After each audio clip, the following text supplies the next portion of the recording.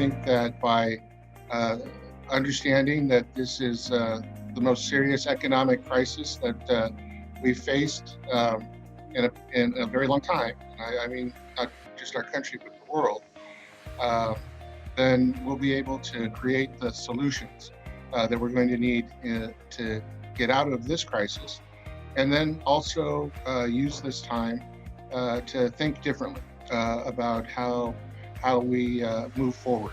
And literally, I put the emphasis on move forward. Consumer sentiment, this is you and me and how we feel about how much money we've got in our wallet and how much money we've got in the bank and how we choose to spend that money.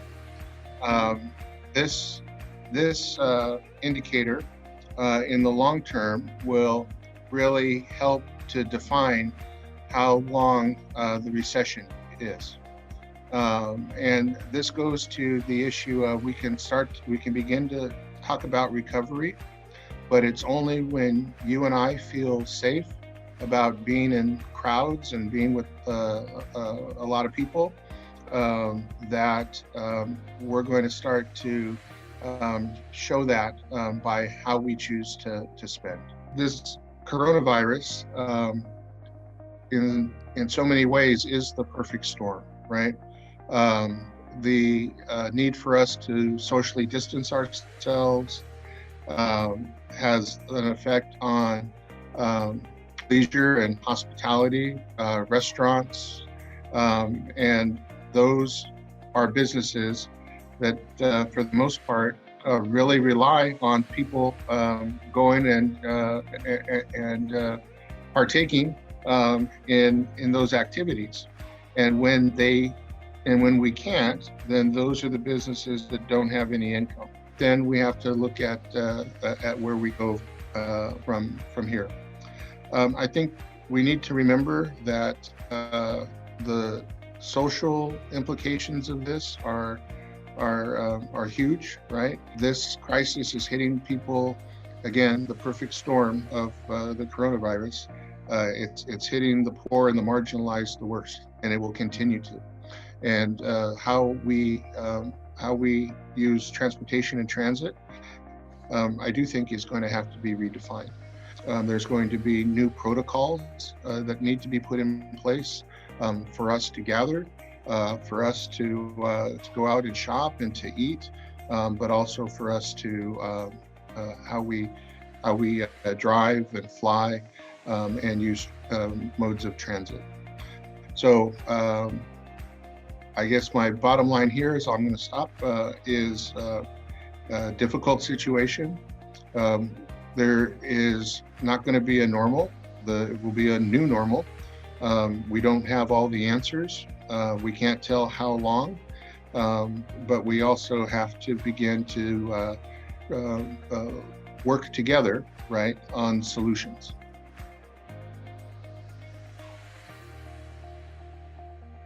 Okay, so I'm sure you've all heard about the effects of transit based on the pandemic. Obviously, it's resulted in drastic ridership reductions.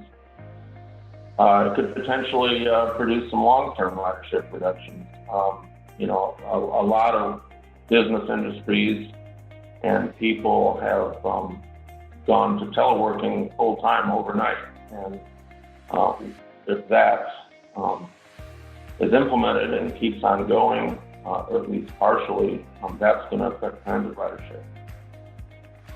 The transit agencies have responded by reducing the level of service that's out there. So ridership in the Skag region is down anywhere from 65 to 95%, very drastic. These are figures as of last week. Metrolink ridership is down 85%.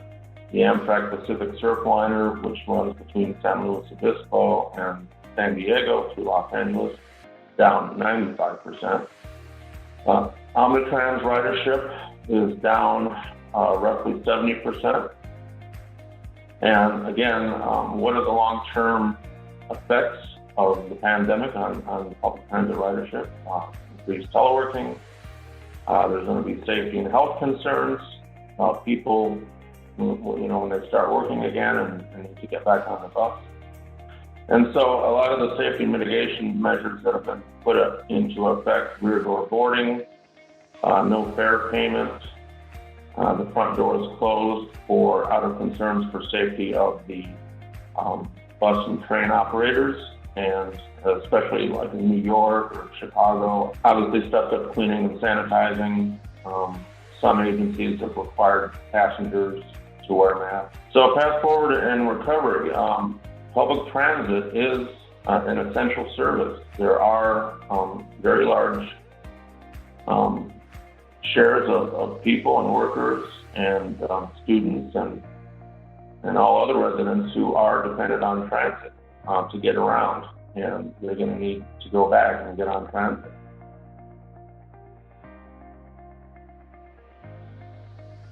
What we've seen is this pandemic is changing things in a profound way, in ways that we can't fully understand yet or predict. But this offers us an opportunity. We're in a pivotal moment, and we have the opportunity to imagine a new structure for our lives. If we want to see the continued reduction in pollution and this connection that many of us have the pleasure of experiencing, of increased attention to the people that we love and the things that bring us joy. How can we retain some of that as things start to go back to a new normal? More people will be working from home, leaving more time to interact and enjoy their local environments. We've seen the need to strengthen local economies, and we can do that with initiatives that both reduce our impact on the climate and bring people together. Some of my students are here today to suggest local solutions that use regenerative design. And for those unfamiliar with that term, regenerative design is a means to living sustainably within the Earth's ability to regenerate itself. These practices all work together, and part of that is reducing our impact with the way that we get around, and increasing public transportation, biking, walking, and connecting between these local initiatives. Hello, my name is Tori. I'll be covering energy and how we can use it to connect the San Bernardino County.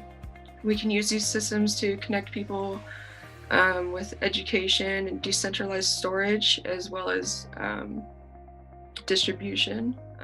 This is just a larger vignette of possibly what like a neighborhood view would look like. Just the wind turbines in the back, with wind turbines on some houses and solar panels, as well as like energy storage units that could be kept like easily on the side or behind houses.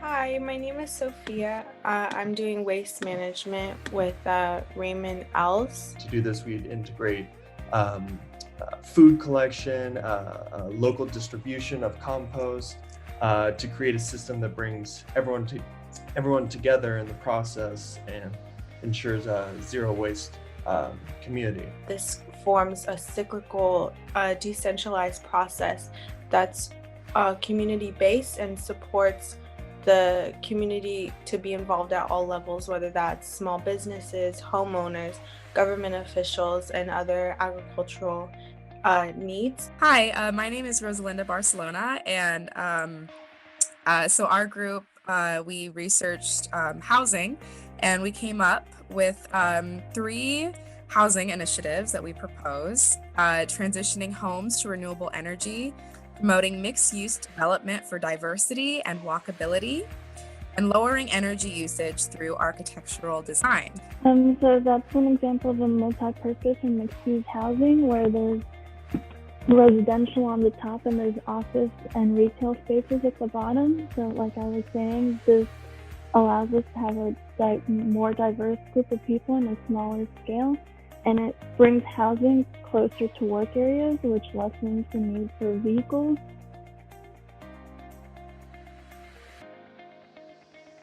These are trying times, and they're having an impact at every level of government. When I look at my transit organizations, I also serve on the Omnitrans board.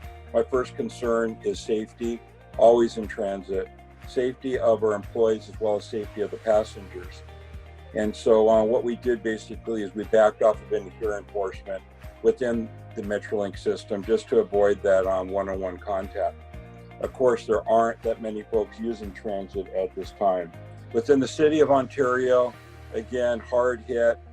If you look at the major industries in Ontario, our biggest industry is logistics, distribution, and some manufacturing. And really that segment of the economy has not been impacted as much as others.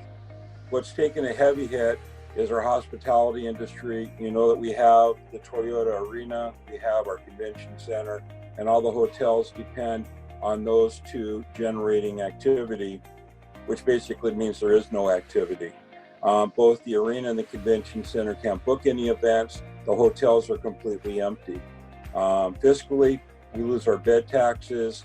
We lose sales taxes from folks coming to visit the city. The Ontario Mills, as you're aware, is the largest tourist attraction in California, attracting about 28 million people a year, completely closed. The airport itself, devastated. Everything was going great. And then now, you probably heard we're down 95% at our airport. If we solve this today and everyone went out and started doing their thing, we still wouldn't see any results in most of these industries I talked about for at least a year or two. You probably were conventions, concerts, sporting events are all planned at least a year to 2 years in advance. So it's going to take us that long to build it up, which means the whole hospitality industry is going to be low. So I would say that although we look forward to this coming, hopefully, to a culmination, allowing people to resume their daily lifestyles, it's not going to be a quick turnaround. There is no on-off switch, and it's going to take a while for all levels of government to begin moving again. We're now starting to see a groundswell of people that are trying to stay at home. They're tired of not working, and you're actually seeing protests out there in some communities. And of course, the fear of many is that we're going to allow people out of their homes prematurely that may cause another problem with the virus. So again, all we can do is take all the information that our technicians, professional scientists provide us, and then based on that and other information we have, try to make the best policy decisions that we can.